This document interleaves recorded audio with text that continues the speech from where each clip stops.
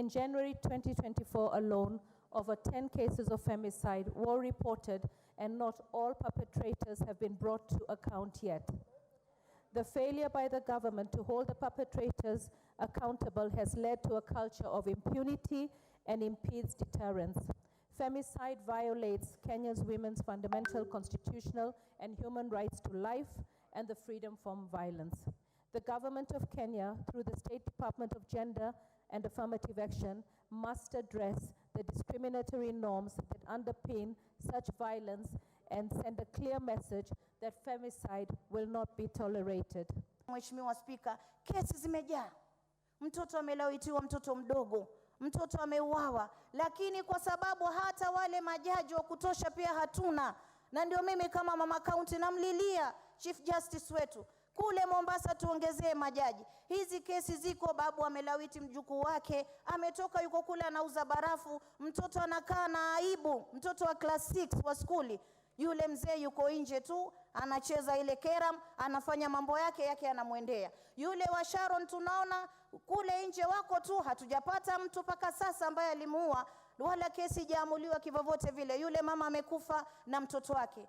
Mheshimiwa Spika, kama mama county mimi nasema tuweke sheria, mwenye kuua auliwe, mwenye kulawiti mtoto mdogo akatwe dude lake. Mheshimiwa Spika, tusipokwenda namna hiyo, hii watu watakuwa kiendelea kila siku wanalawiti watoto, wanaua kina mama, na wao wanakaa wakinywa kahawa wakijisikia vizuri mahali wako. Mheshimiwa Spika, sisi tunasema jicho kwa jicho, sikio kwa sikio. Ukiua na wewe uwawe, ukilawiti na wewe ukatwe dude lako. We have had Edith Muthoni, who was also killed in the athletics camps, again by a boyfriend. We also had Damaris Mutua, also a world champion, who was also killed. So these killings have been with us, and we have just not spoken. So Honorable Esther Passaris, you have named the list of recent ones, but this goes back as far back as 7 years ago. And we are not talking about people who are unknown. These are world champions. Agnes Tirop represented us in the world championships in Tokyo, and a few weeks later she was killed. But today, it has not received the attention it does. We don't see the media houses writing the story and putting it on the headlines, because part of the failings is also with the media.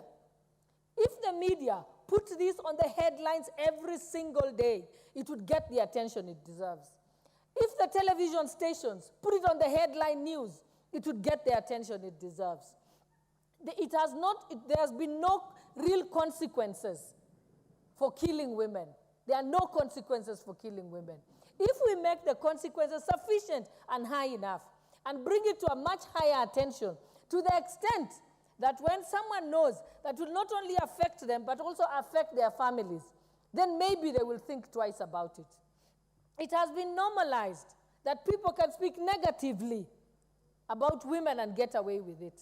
We saw that in the statements that were made against Honorable Kawira. That was rape and sexual assault, only that it was verbal. And we actually thought it was funny. We must begin to interrogate our conscience as a country. And with those few remarks, I support this particular motion with all my soul and all my spirit. Thank you.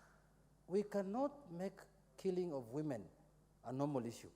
It's unacceptable, Madam Speaker. And I want to tell you that any man who kills a woman is a weak man. He's a useless man. He's not worth being called a man, Mr. Speaker. That is the truth of the matter. Because, Mr. Speaker, and even to make it worse, you are killing a woman who has trusted you, who has loved you, loves you, a woman who has shown faith in you. Then you dupe her, you take her to an Airbnb, then you kill her there, Mr. Speaker. That is an animal, that's not a man. We must describe those ones as animals, not men, Mr. Speaker. Mr. Speaker, I'm shocked that in 2024 we are speaking about this matter, because I have not yet recovered from what happened in my county one time, Mr. Speaker, where a lady called Sharon, who was expectant, who was almost at the delivery point, Mr. Speaker, was killed by people in a forest. Instead of allowing her to deliver the baby in a matter of weeks, I think, or days, and she was killed. The child inside her was killed.